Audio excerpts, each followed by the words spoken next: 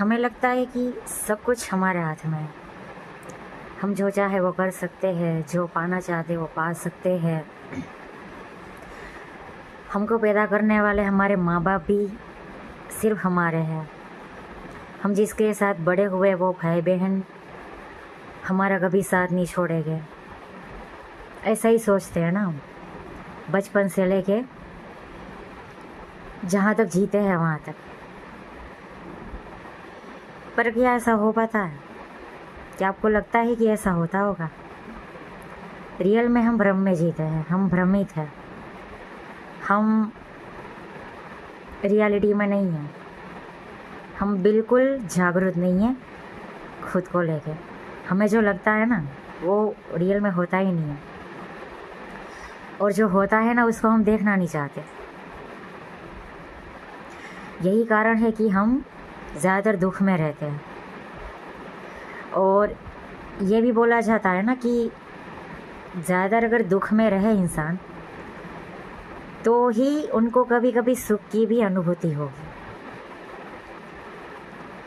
इसलिए हमें बार बार दुखी रहना पसंद है। हम जानबूझकर ऐसा करेंगे कि हम दुखी ही रहें।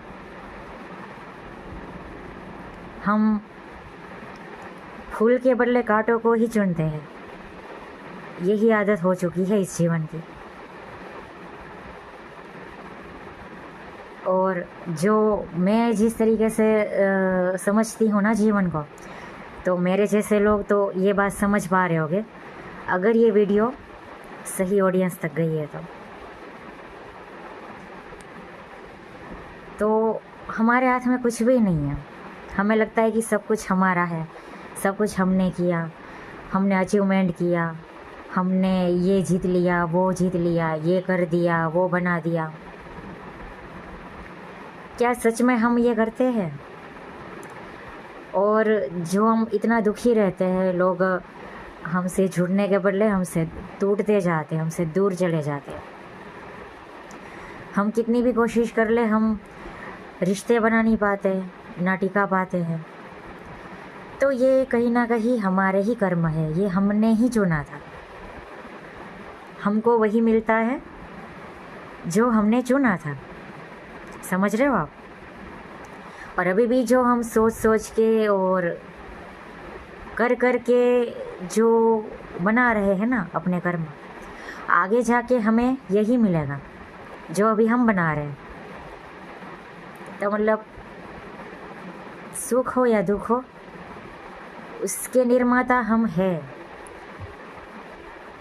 लेकिन फिर भी अगर आप सुकून पाना चाहो ना, तो ये मेरा मानना है कि अकर्ता भाव ला दो। मतलब आप अपने आप को कर्ता मत समझो कि हर चीज़ के आप करता हो, आप अकर्ता हो जाओ।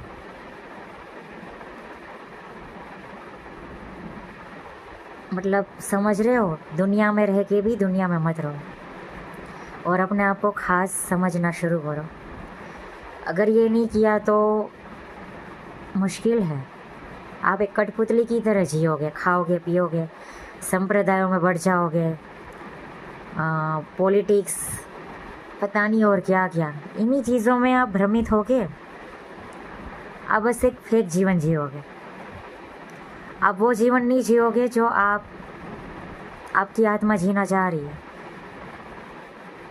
जो अनुभव करने वो आई है इस शरीर रूपी एक जीव में, एक शरीर में। वो जीव जो आया है उसको आप वो अनुभव दे नहीं पाओगे अगर आप एकदम भ्रमित होके जीने लगे और आप सोचने लगे कि सब कुछ आपके हाथ में है। जबकि रियलिटी तो यही है कि आपके हाथ में कुछ भी नहीं है। हाँ, आपके हाथ में ये है कि आप अकर्ता बन जाओ और अपने अंदर के भगवान को समझो। ये बहुत ही बेस्ट रहेगा। इससे आपको आसानी होगी हर चीज़ को समझने में, हर चीज़ को करने में। और जो चीज़ हो चुकी है उसका जो परिणाम होता है और जो फल मिलता है उसको भुगतने में भी आपको आसानी रहेगी।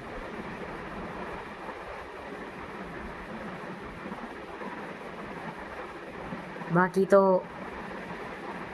हमें जो लगता है ना कि ये सब हमारे हैं, हम सब के हैं, इन रियलिटी ये हो ही नहीं पाता है। हम इन द एंड और रियलिटी में हम अकेले ही हैं। दुनिया में अकेले आए थे, अकेले ही जाओगे।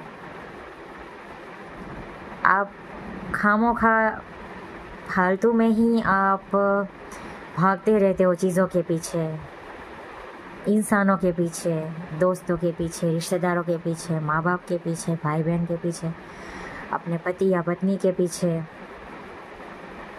आपको लगता है कि आप सब कुछ सर कर लोगे ना, पर आप नहीं कर सकते। वो लोग भी आपसे तभी तक जुड़े हैं जब तक कोई आपकी ज़रूरत है। जैसे ही आप उनके लिए एक वो बन जाओगे ना कि बिल्कुल इम्पोर्टेंट नहीं हो आप उनको कुछ नहीं दे सकते, आप उनके लिए कुछ नहीं कर सकते, उसी दिन से आप उनके लिए कुछ भी नहीं हो। तो अपनी सेंस में ये बात रख के चलो कि आपके हाथ में कुछ भी नहीं है, लेकिन आपको जीना है अपनी समझदारी से, अपने कर्तव्यों से, कर्मों से, और अंदर के जो भगवान है, जो शांति है, उसको चूज़ करके, उसको साथ रख के, उसको याद रख के जीना है। तभी ये जीवन कट पाएगा, वरना ये जीवन आपको जीना नहीं देगा। मतलब आप सुकून से तो जी नहीं पाओगे। राधे राधे।